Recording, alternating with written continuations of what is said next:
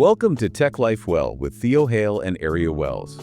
It's Saturday, February 28th, and we're here to help you reset your mind, upgrade your habits, and enjoy your weekend with better tech and better balance. It is great to be back. And looking at the news this week, I think balance is exactly what we need because the digital world just got a lot heavier. Oh, you aren't kidding. Today, we're looking at the explosion of hyper-realistic AI video generators like Seedance 2.0 and Sora 2. Right. We will explore how these tools create cinema-quality clips from just text, why they have sparked a massive backlash from Hollywood studios and unions, and the new laws. Like the Take It Down Act. Exactly. The laws aimed at protecting your digital likeness. It is a really complex mix of innovation, legal battles, and the fight for control over our own faces and voices. It really is. So to start, I spent way too much of my Friday night in that likeness shock thread. Oh, man, me too. For anyone who missed the chaos earlier this month, we just have to talk about that video. You know the one, right? Tom Cruise and Brad Pitt fighting in a post-apocalyptic wasteland. It was startling, and not just because it was two A-listers in this crazy Mad Max setting. It was the texture of it. Yeah. The dust kicking up, the way the light hit the sweat on their faces. I mean, if you didn't know better, you would absolutely bet your house that was shot on an IMAX camera. But it wasn't. And that is the likeness shock. Right. It wasn't a leak. It wasn't a reshoot. It was generated entirely by Seedance 2.0, which is the new model from ByteDance. And looking at it, I honestly couldn't tell where reality ended and the render began. And that blur is exactly what triggered the explosion we are seeing right now. We have been talking about deepfakes for years, but this just felt different. Oh, totally different. This wasn't some glitchy face swap. This was cinema. And Hollywood reacted instantly. The MPA issued cease and desist before the video even finished trending. Wow. Yeah, and SAG-AFTRA came out swinging too. It really feels like we finally hit the wall. The tech is just dazzling, but the legal fallout is so messy. So today we're going to tear this apart. We need to look at the tools themselves. Sora, 2, Veo, Seedance, because there is this massive leap in capability here. Yep. But then we have to talk about the backlash.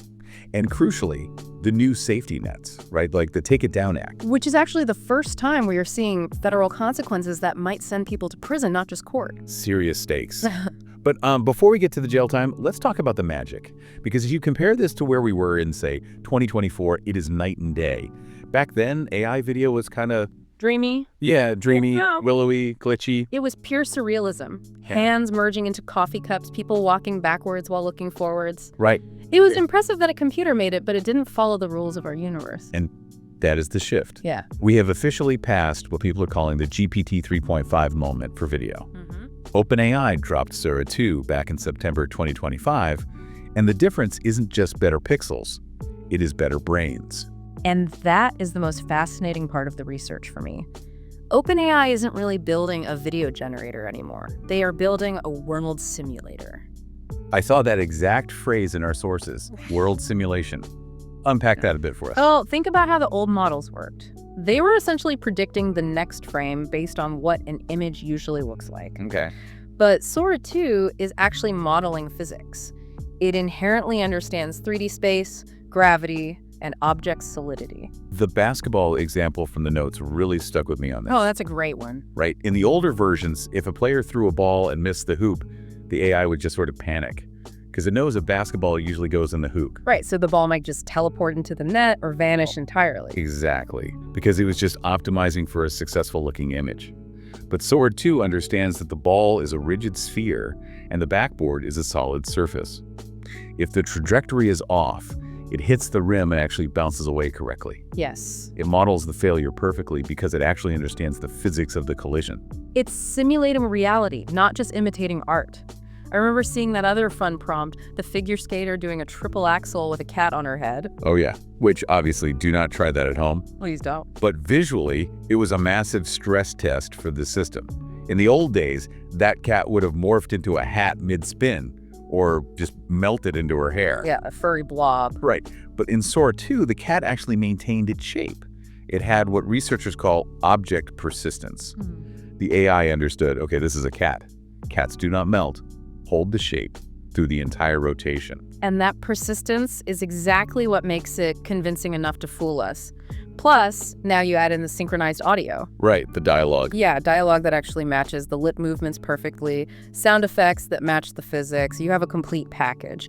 But the specific feature that I think scares actors the most is the character consistency. Okay, right. The ability to upload yourself. You scan your face, your body, and you basically become a digital puppet. Exactly. It allows for consistent storytelling. You can be the main character in your own generated sci-fi movie. Now, OpenAI has locked this down. You can only generate yourself because they are absolutely terrified of the PR nightmare if people start generating politicians or unconsenting celebrities. But that is the thing about tech. One company holds back and another one pushes forward.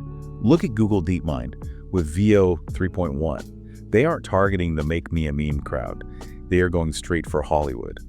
I saw that the filmmaker Darren Aronofsky is already using it for his Primordial Soup venture. He is. And VO is fascinating because it integrates directly into a director's actual workflow. It's not just, hey, make me a video. It has this feature called ingredients to video.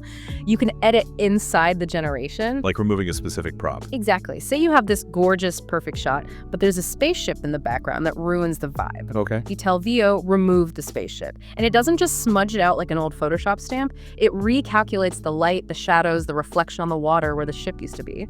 Or you add a man holding a torch, and the lighting of the entire scene naturally shifts to match the fire. That is incredible control. Yeah. So you have Sora simulating physics, VO giving directors this surgical precision, and then ByteDance drops Seedance 2.0 and just breaks the internet. And that is where the barrier to entry problem comes in. Seedance 2.0 dropped in February 2026, and it didn't require you to be a filmmaker. It didn't have the heavy, restrictive guardrails of OpenAI. You typed a simple text prompt, and you got cinematic results. And people immediately use that power to violate copyright on a massive scale. It took less than 24 hours. We saw alternate endings to Game of Thrones being spun up. We saw that clip of Rocky Balboa fighting Optimus Prime in a fast food restaurant. Right. Which I admit was kind of hilarious to watch. But then you realize, wait, nobody paid Sylvester Stallone for that? Nobody asked Hasbro for the IP rights to Optimus Prime? It is the Napster moment for faces. You have millions of users suddenly realizing they can take something incredibly valuable, a recognizable face, a copyrighted character for free. And the industry response was fierce. I mean, they looked at that and saw an absolute existential threat. It is not just about losing a royalty check, is it? It's about control over your own image. It is about the devaluation of human talent. Charles Rivkin at the Motion Picture Association called it unauthorized use on a massive scale. He demanded an immediate halt to all infringing activity. But the actors union, SAG-AFTRA, their response was even more pointed. Yeah, they called it blatant and unacceptable. Exactly. They labeled the complete lack of safeguards as a failure of responsible AI development. Because their argument is simple. If you can generate a digital Tom Cruise that is indistinguishable from the real one and make him say or do anything, why would a studio ever hire the real Tom Cruise? Or, even more likely, why hire the background actors? Why hire the B-list? If Seedance can generate a cinema-quality crowd of 500 photorealistic people cheering, that is 500 human paychecks that just evaporated into thin air. And ByteDance did scramble in response to the outcry. They publicly pledged to strengthen safeguards and block unauthorized use of likenesses. But the damage was done. The genie was out of the bottle. And this brings us to why the law finally caught up. Yeah, it is rare to see Washington move this fast on technology. Usually they are about 5 years behind the curve. But the Take It Down Act was signed into law by President Trump in May 2025. That is a pretty rapid response for the federal government. It speaks to the severity of the issue. And notice the bipartisan support. It was introduced by Senators Ted Cruz and Amy Klobuchar. That is not a pair you usually see co-sponsoring bill. Not at all. And it was heavily championed by First Lady Melania Trump as well. The Take It Down Act is primarily focused on criminalizing the publication of non-consensual intimate imagery, specifically weaponized deepfakes, which ruin everyday people's lives. But the mechanism they built to enforce it, that is what changes the internet. It is a 48-hour rule, right? Yes. The law states that covered platforms must remove reported content within 48 hours of receiving notice. Just pause on that for a second. Think about the logistics there. YouTube, X, TikTok, they have millions of hours of video uploaded constantly. How do you police that in 48 hours? That is the billion-dollar question for these tech companies. The law effectively forces these platforms to stop being passive hosts. They can't just throw their hands up and say, oh, we didn't know it was there. Right. They have to actively monitor and respond. It creates a massive liability for them. If they fail to remove it, they face heavy fines. But for the creators of the deepfakes, the actual people generating the content, we are talking real penalties, fines, and potential prison time, up to 2 years for adults and more if minors are involved. That shifts the burden completely. It is the first federal law specifically limiting AI use in ways harmful to individuals.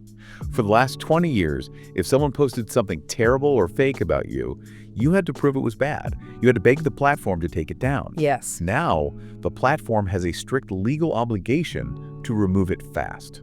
It changes the entire risk calculation. It is no longer the Wild West where you can just hide behind anonymity and face zero consequences.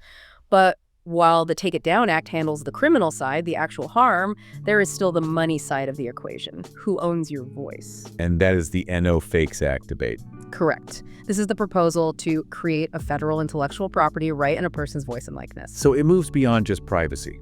It treats my face like I own a house. In a legal sense, yes, it becomes property rights. Currently, the right of publicity is a patchwork. It varies drastically from state to state. The No Fakes Act would make it federal. It basically says your voice and your face are your property.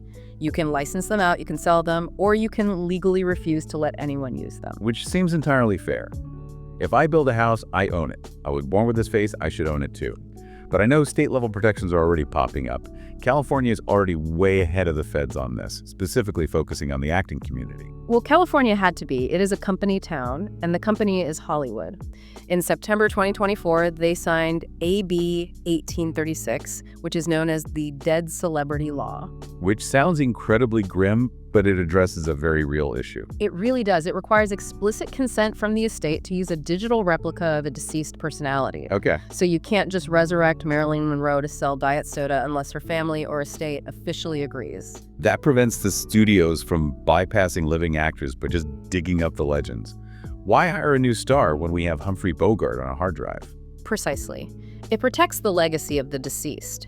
But the other California law, AB 2602, is arguably more important for the living actors. It provides contract safety. Is this the scan once, use forever protection? That is the one. There was a genuine fear, and we actually saw evidence of this in early negotiations, that studios would put a vague clause in a standard contract for a background actor. Right, like, we pay you $200 for the day, and we own the rights to your AI replica forever. Exactly. We can use your digital replica in the cinematic universe in perpetuity. So you could be an extra in a sci-fi movie today, and then 15 years from now, your digital ghost is starring in the sequel, and you don't get a single dime. Wow. AB 2602 makes that illegal. A contract cannot include a vague AI replica clause. It must be highly specific about the use, and crucially, the actor must be represented by a lawyer or a union when signing it. So you can't just trick a 19-year-old actor into signing away their digital soul on an iPad at a casting call. Exactly. That union representation requirement is key. And speaking of the unions, SAG-AFTRA hasn't just been playing defense and lobbying. They have been building their own solutions. Look at their long game. They established historic digital replica terms in the 2023 strike, and then they signed that deal with Ethovox in October 2024. That is a really interesting development. Ethovox is a foundational AI model for voice, but they built it with the union. Right, it is a clean model. The organic free-range AI model. In a way, yeah. The data used to train it is completely authenticated and licensed. It proves that you don't have to scrape and steal data to build good tech. You can actually pay people. And that groundwork paved the way for the Interactive Media Agreement in July 2025. Yeah. That was the agreement that finally ended the video game strike. Which was a brutal fight. Voice actors in gaming were terrified that they were literally just training their AI replacements. Yeah. The new agreement secured strict protections for them, but it also introduced a very important distinction that you really need to understand as we move forward. The difference between a digital replica and a synthetic performer. Break that down for us. What is the difference? A digital replica is the AI actively trying to be you. It is intended to look and sound exactly like Theo Hale or Tom Cruise. Okay. A synthetic performer is a generic human generated by AI. It doesn't correspond to any real living person. So just standard Caucasian male number 4 in the background of a video game. Right. But even with synthetic performers, we are seeing regulations step in. New York passed a law specifically regarding advertisers using these synthetic performer. Oh, really? Yes. If you use a synthetic performer in an ad, if that person smiling and holding the shampoo bottle isn't a real human, you have to conspicuously disclose it. Truth in advertising. The audience has a right to know. Exactly. It is recognizing that we have a fundamental right to know if we are being sold to by a real human being or a highly sophisticated algorithm. It creates a necessary boundary between the real and the generated. So when we zoom out and look at all of this, the physics simulating Sora 2, VO's crazy editing tricks, the massive lawsuits, the federal Take It Down Act, where do we actually stand? What is the big picture here? I think we are witnessing a massive synthesis, a collision of two legal concepts: copyright, which is owning a character like Iron Man, and right of publicity, which is owning your own face. We are moving into a totally new reality. Because of the world simulation aspect. Exactly. The technology is aiming for world simulation. They are training AI to inherently understand physics and reality. But the byproduct of that goal is the ability to fake reality perfectly. Which is both awe-inspiring and slightly terrifying. It is. But the takeaway for today is that the legal guardrails are finally appearing. With the Take It Down Act and these new California laws, the burden has fundamentally shifted. It used to be on the victim to scrub the internet and fight the platforms. Now, the burden is on the platforms to keep it clean and on the creators to get explicit permission. It's no longer the Wild West. There are actual consequences for stealing a face now. We are finally putting a price tag on it, yes. And that legal friction is the only thing that will keep the likeness shock from becoming our permanent, everyday reality. Absolutely. Well, I have one last provocative thought to leave you with, something that's been nagging me since we started looking at these sources. Okay. If we get to a point where an AI generates a tearful, breathtaking, Oscar-worthy monologue, and it uses a digital replica of an actor to do it, who actually gets the credit for the performance? Oh, wow. That is the question of the decade right there. Right. Is it the person writing the text prompt? Is it the coder who built the physics engine? Or is it the person whose face and past performances provided the training data? I have a very strong feeling the Academy Awards are going to have a very confusing new category in a few years. I really wouldn't bet against it. Thanks for hanging out with us today. Follow Tech Life Well for future episodes and updates. And if you like this one, share it with someone who'd enjoy it too.